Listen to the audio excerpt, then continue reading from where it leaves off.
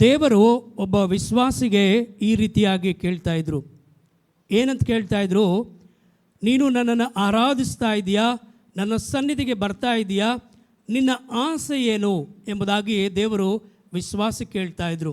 ಆಗ ವಿಶ್ವಾಸ ಹೇಳ್ದ, ದೇವರೇ, ನನ್ನ ಪ್ರಯಾಸ, ನನ್ನ ಕಷ್ಟ, ನಾನು ನಿನ್ನ ಸನ್ನಿಧಿಗೆ ಬರುತ್ತಾ ಇರುವಂಥದ್ದು, ನಿನ್ನನ್ನು ಆರಾಧಿಸ್ತಾ ಇರುವಂಥದ್ದು, ನಿನ್ನ ನಾಮವನ್ನು ಮಹಿಮೆ ಪಡಿಸ್ತಾ ಇರುವಂಥದ್ದು ಎಲ್ಲ ಒಂದೇ ಉದ್ದೇಶಕ್ಕಾಗಿ. ಆ ಉದ್ದೇಶ ಯಾವುದಂದರೆ, ನಾನು ನಿತ್ಯಕ್ಕೂ ನಿನ್ನ ಜೊತೆಯಲ್ಲಿರಬೇಕು, ನಿತ್ಯಕ್ಕೂ ನಿನ್ನೊಟ್ಟಿಗೆ ಬಾಳಬೇಕು, ನಿನ್ನೊಂದಿಗೆ ಇರಬೇಕೆಂಬುದಾಗಿ ನನ್ನ ಆಸೆ ಎಂಬುದಾಗಿ ವಿಶ್ವಾಸಿ ಹೇಳಿದನಂತೆ. ಪ್ರಿಯರೇ, ಹಲ್ಲೆಲೂಯಾ. ಆಗ ದೇವರು ಹೇಳಿದನಂತೆ, ವಾರಕ್ಕೆ ಒಂದು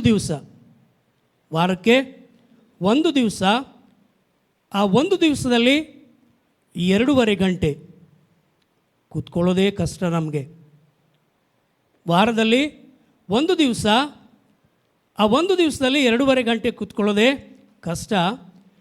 ವಾರದಲ್ಲಿ ಒಂದು ದಿವಸ, ಅದರಲ್ಲಿ 2.5 ಗಂಟೆ ಕೂತ್ಕೊಳ್ಳೋಕ್ಕೆ ಕಷ್ಟಪಡುವಂಥ ನೀನು ನಿತ್ಯಕ್ಕೂ ನನ್ನ ಜೊತೆ ಹೇಗಿರ್ತೀಯ ಎಂಬುದಾಗಿ ದೇವರು ಕೇಳ್ತಾನಂತೆ. ಪ್ರಿಯರೇ, ನಾವು ದೇವರೊಟ್ಟಿಗೆ, ದೇವರ ಸನ್ನಿಧಿಯಲ್ಲಿ, ದೇವರ ಸಮ್ಮುಖದಲ್ಲಿ, ದೇವರ ಪಾದಪೀಠದಲ್ಲಿ ಸಮಯ ಕಳೆಯುವಂಥದ್ದನ್ನು ನಾವು ಅಭ್ಯಾಸ ಮಾಡಿಕೊಳ್ಳಬೇಕು. ಪ್ರಿಯರೇ, ಹಲ್ಲೆಲೂಯಾ, ಹಲ್ಲೆಲೂಯಾ. ಕರ್ತನಾಮಕ್ಕೆ ಮಹಿಮೆಯಾಗಲಿ. ದೇವರ ಸಮ್ಮುಖದಲ್ಲಿ, ದೇವರ ಸನ್ನಿಧಾನದಲ್ಲಿ, ದೇವರ ಪಾದಪೀಠದಲ್ಲಿ ಕುಳಿತುಕೊಂಡು ಆತನ ಪ್ರಸನ್ನತೆಯನ್ನು, ಆತನ ಒಂದು ಮಹಿಮೆಯನ್ನು ಅನುಭವಿಸುವಂಥ ಒಂದು ಅನುಭವದಲ್ಲಿ ನಾವು ಬಾಳಬೇಕು. ಪ್ರಿಯರೇ, ಹಲ್ಲೆಲೂಯಾ.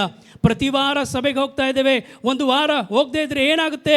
ಈ ವಾರ ನಾನು ಹೋಗಿದ್ದೇನೆ, ಬರುವ ವಾರ ನನ್ನ ಮಕ್ಕಳು ಹೋಗಲಿ, ಇನ್ನೊಂದು ವಾರ ನನ್ನ ಯಜಮಾನರು ಹೋಗಲಿ ಎಂಬುದಾಗಿ ನಾವು ಹೇಳುವಂಥ ಸಮಯದಲ್ಲಿ ತಂದೆಯಾದ ದೇವರೊಂದಿಗೆ, ಮಗನಾದ ಯೇಸು ಕ್ರಿಸ್ತನೊಂದಿಗೆ, ಹಾಗೆ ಪವಿತ್ರಾತ್ಮನೊಂದಿಗೆ ನಮ್ಮ ಅನ್ಯೋನ್ಯತೆ, ನಮ್ಮ ಸಹವಾಸ ಇಲ್ಲದೇ ಇದ್ದರೆ ನಾವು ಬೀಳಲಿಕ್ಕೆ ಅವಕಾಶ ಇರ್ತದೆ. ಪ್ರಿಯರೇ, ಹಲ್ಲೆಲೂಯಾ. ಅದಕ್ಕೋಸ್ಕರ ತಂದೆಯಾದ ದೇವರು, ಮಗನಾದ ಯೇಸು ಕ್ರಿಸ್ತನು, ಹಾಗೆ ಪರಿಶುದ್ಧಾತ್ಮನು ಯಾವಾಗಲೂ ನಮ್ಮೊಟ್ಟಿಗೆ ನಿನ್ನ ಅನ್ಯೋನ್ಯತೆ, ಹಾಗೆ ಸಭೆಯೊಟ್ಟಿಗೆ, ಸಭೆಯ ಮಕ್ಕಳೊಟ್ಟಿಗೆ ನಿನ್ನ ಅನ್ಯೋನ್ಯತೆ, ನಿನ್ನ ಸಹವಾಸ ಯಾವಾಗಲೂ ಇರಲಿ ಎಂಬುದಾಗಿ ಈ ಸಭೆಯ ಸಹವಾಸವನ್ನು ದೇವರು ಏರ್ಪಾಟು ಮಾಡಿದ್ದಾನೆ. ಪ್ರಿಯರೇ, ಹಲ್ಲೆಲೂಯಾ, ಹಲ್ಲೆಲೂಯಾ.